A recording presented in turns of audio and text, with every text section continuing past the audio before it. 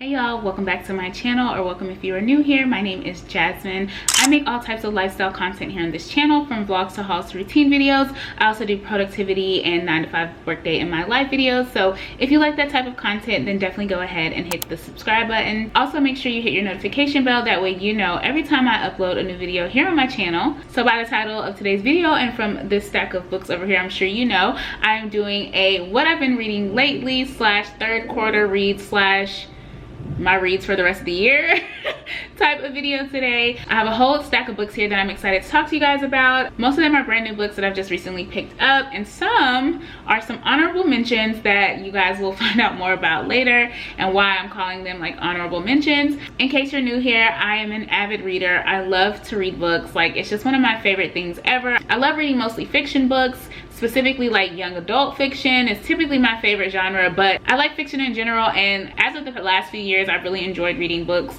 centered around young adults my age, you know, because I can #relate. So yeah, so what I have for you today are all fiction books, of course. I also make it a point to read and support Black and brown authors here on my channel, women authors. That doesn't mean that I don't read books written by anybody. It just means that I specifically make it a point to read books written by Black and brown authors. I have quite a few books to get through here, so I don't want to take up too much of you guys' time. I want this video to kind of be short and to the point. So yeah, if you love reading just as much as I do, and maybe you're looking for some new books to add to your wish list, then just keep watching. All right, so like I said, these are technically my third quarter reads, but I feel like these are gonna take me through the end of the year just because there's quite a few of them, and I know for a fact that I have at least another 1 to 3 books that I may also add in here at some point.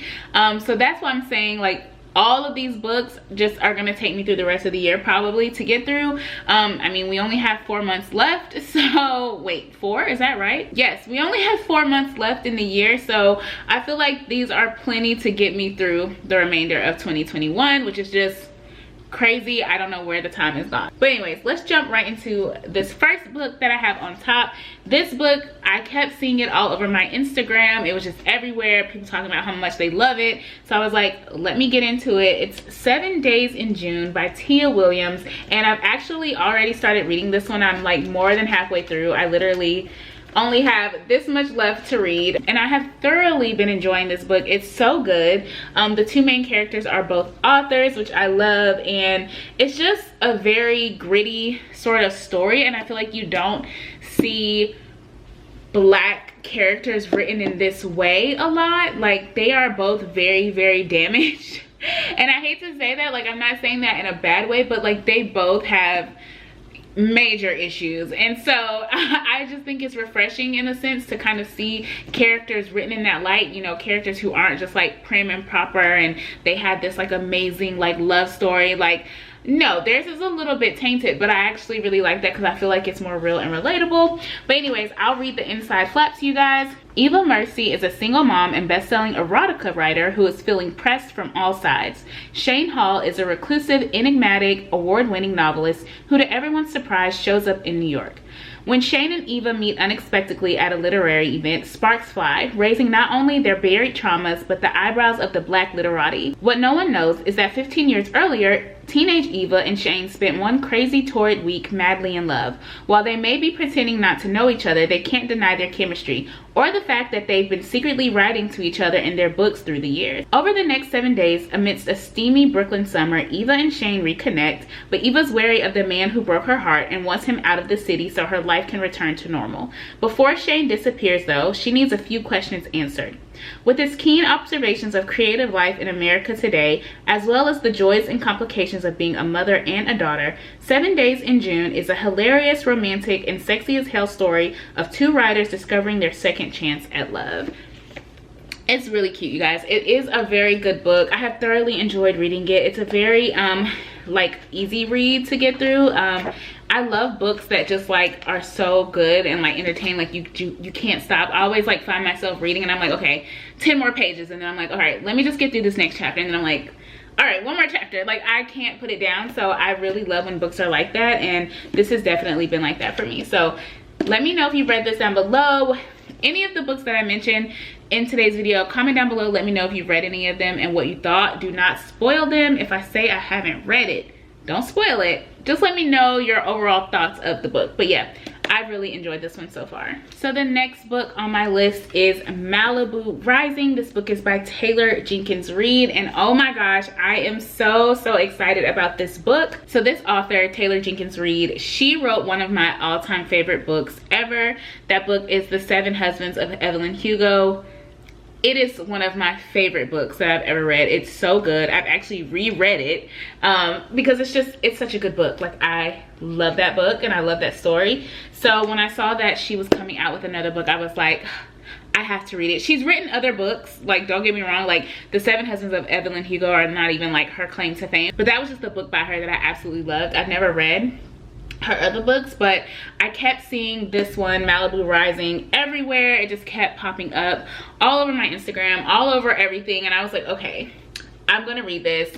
So many people I follow on Instagram were reading this summer, and so I was like, all right, y'all sold me. I'm gonna read it. I'm gonna give my girl Taylor another shot, just because The 7 Husbands of Evelyn Hugo, so good. So I'm willing to give anything by her a chance. So let's get into this book. From the New York Times bestselling author of Daisy Jones and the Six, 4 famous siblings throw an epic party to celebrate the end of summer. But over the course of 24 hours, their lives will change forever. So this says, Malibu, August 1983. It's the day of Nina Riva's annual end of summer party, and anticipation is at a fever pitch.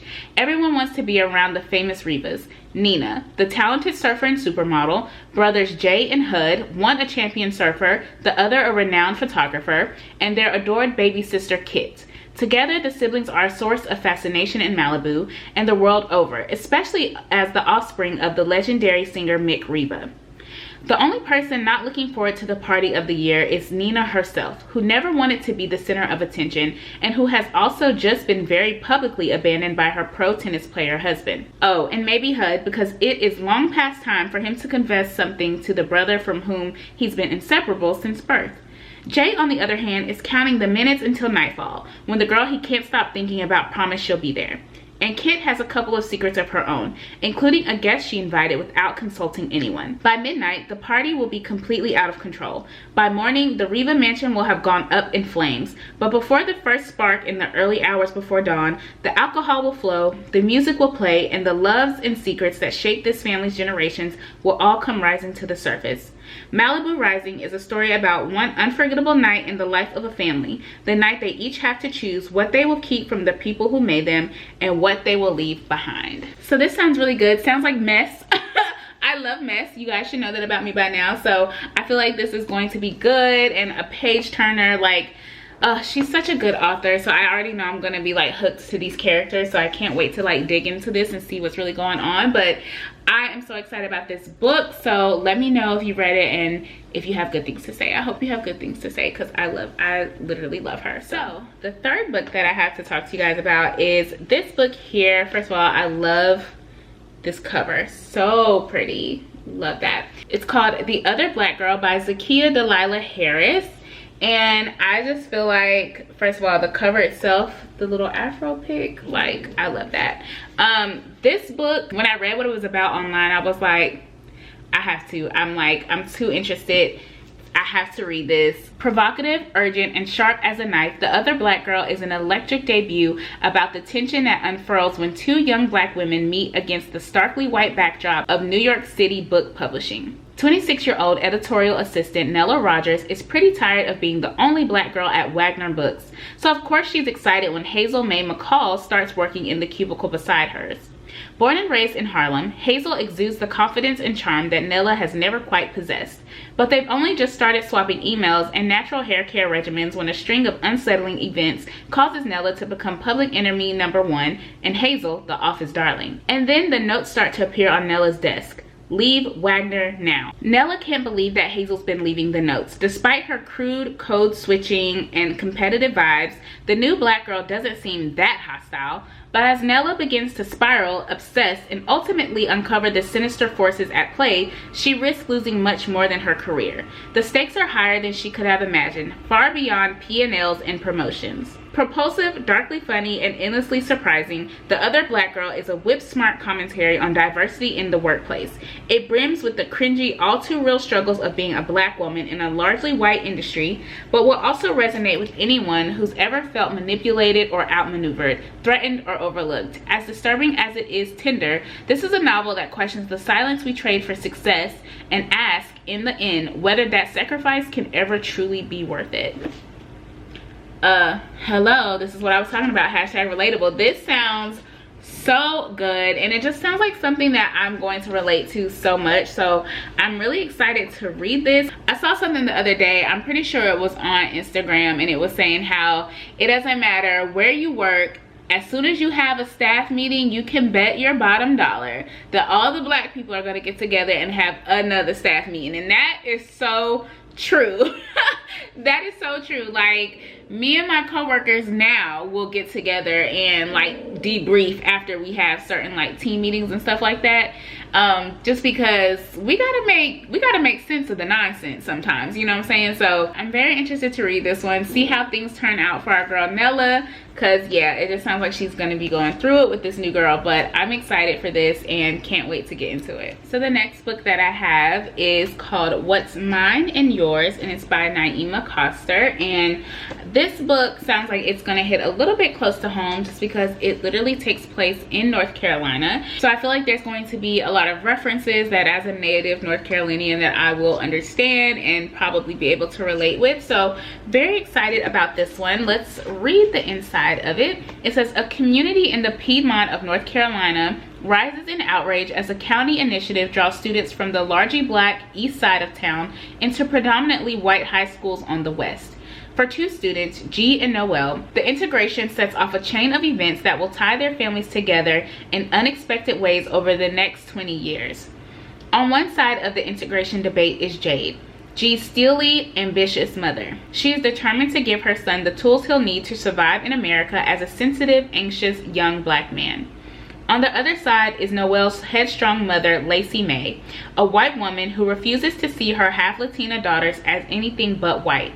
She strives to protect them as she couldn't protect herself from the influence of their charming but unreliable father, Robbie. When G and Noelle joined the school play meant to bridge the divide between new and old students, their paths collide and their seemingly disconnected families begin to form deeply knotted, messy ties that will shape the trajectory of their adult lives. And their mothers, each determined to see her child inherit a better life, will make choices that will haunt them for decades to come. As love is built and lost, the past never too far behind, What's Mine and Yours is an expansive, vibrant tapestry that moves between the years, from the foothills of North Carolina to Atlanta, Los Angeles, and Paris. It explores the unique organism that is every family, what breaks them apart, and how they come back together. So this book sounds really good because it sounds like it's going to go back and forth between the past and the present and kind of follow these students as they grow up into adulthood. So I'm actually very excited to see how that pans out and how that works. So this book just sounds really interesting, and I am very excited about the topics being discussed in this. I just think this is going to be a really great read. So yeah, I can't wait to dig into this. So next up, I have 3 what I'm calling honorable mentions, and I'm calling them that because these are 3 books that I've purchased previously. The first 4 were all books that I've purchased recently, but these 3 books are books that I've purchased previously and just have not gotten around to reading, and so I would really love to read them by the end of this year. Now, not saying that that's gonna happen, but I would love to see it happen, so we'll see. The first book is called Felix Ever After. This book is by Kaysen Callender, and I just feel like this book sounds really good. I've never read a book that centered a black, queer, transgender character before, and I just think that that is so beautiful and so amazing. So I really want to read this book and learn more about this character. So let me read this to you guys because it sounds amazing. So it says, Felix Love has never been in love, and yes, he's painfully aware of the irony. He desperately wants to know what it's like and why it seems so easy for everyone but him to find someone.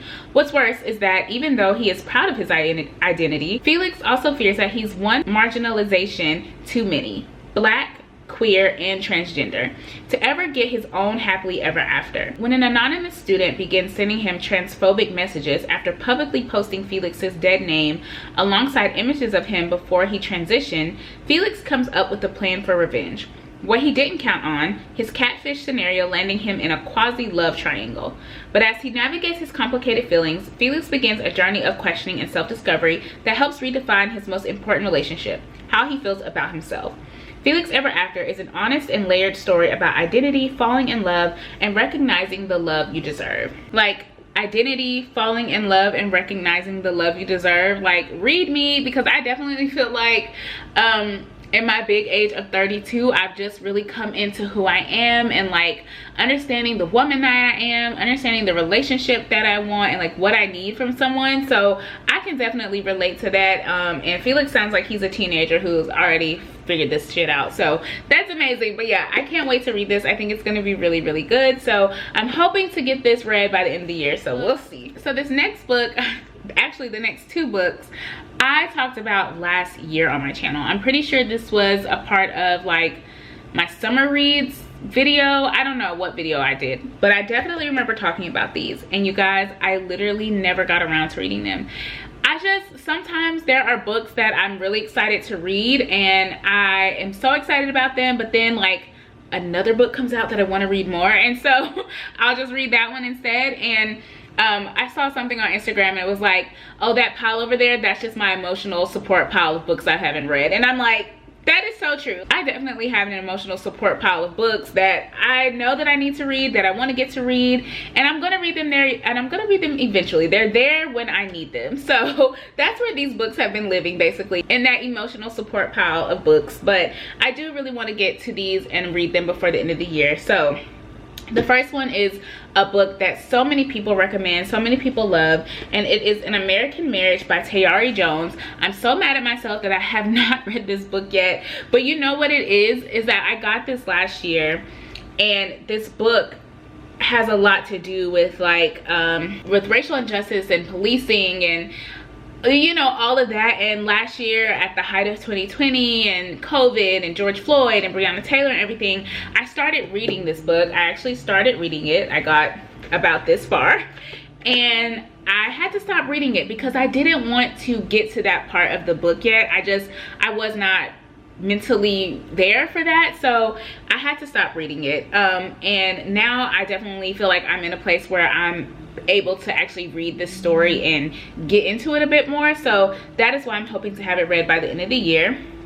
But in case you didn't see that video or you don't know what this book is about, I will read this back cover to you. So it says, a captivating love story that is also a clear-eyed look at the effects of injustice in contemporary American life. Tayari Jones's novel gorgeously chronicles three people who are bound together and separated by forces beyond their control. As newlyweds, Celestial and Roy are living the American dream. He is a young executive and she is an artist on the brink of an exciting career. But after Roy's incarceration for a crime he did not commit, Celestial, bereft and unmoored, turns to childhood friend and Roy's best man, Andre, for support.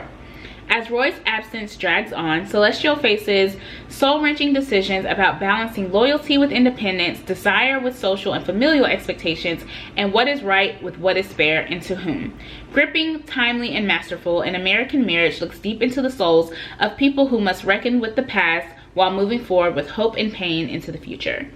So yeah, sounds very good. Like I can't wait to read it. Like I really am excited about this book. I think it sounds amazing, but yeah, last year was just not the time to read this, so hopefully I can get into it by the end of this year. Last but not least, for honorable mentions, I have Children of Virtue and Vengeance. This book is by Tomi Adeyemi and Adeyemi. Sorry if I'm saying it wrong. Adeyemi. Yes, this is the sequel to Children of Blood and Bone, a book that I thoroughly enjoyed. I am so excited to read this, but I just have not had the capacity to read it, and I don't know when I'm gonna get to it. So I'm really hoping that I can read this by the end of the year because I'm very interested to see what happens next with Zelly and everything. So I really want to know more about her story, and I need to read this because who knows when the third one is gonna come out. Probably soon. I haven't been keeping up with it. But yeah, I want to read this before that comes out. It says, after battling the impossible, Zelly and Amari have finally succeeded in bringing magic back to the land of Orisha. But the ritual was more powerful than they could have imagined, reigniting the powers of not only the Magi, but nobles with magic ancestry too. Now Zelly struggles to unite the Magi in an Orisha where the enemy is just as powerful as they are. When the royals and the military forge a dangerous alliance, Zelly must fight to secure Amari's right to the throne and protect the new Magi from the monarchy's wrath. But with civil war looming, Zelly finds herself at a breaking point. She must devise a way to bring the kingdom together or watch as Orisha tears itself apart. Children of Virtue and Vengeance is the pulse-pounding sequel to Tomi Adeyemi's #1 New York Times bestselling debut, Children of Blood and Bone, the first title in her Legacy of Orisha trilogy. So that is it for this one. But yeah, I'm excited to find out what happens next with these characters. I think it's going to be really, really good. I truly enjoy Children of Blood and Bone. I love these like mystical, magical, sci-fi black characters. I think it's dope as hell. So very excited to see what happens next. All right, guys, so that is it. Those are my third quarter / end of year reads. I hope you guys enjoyed this video. Like I said at the beginning, if you've read any of them, feel free to comment down below. Let me know your thoughts. Don't spoil it, but just let me know what you thought. And yeah, if you have any other books that you would recommend that you want me to check out, feel free to leave those as well, because I'm always adding books to my list. I'm telling you, I told y'all, like, there's 3 other books that I would love to be able to read, but I know I can't squeeze all these books in. It's just realistically probably not gonna happen. But yes, please feel free to leave your recommendations down below. I love you guys. Thank you so much for watching, and I will talk to you guys in my next video.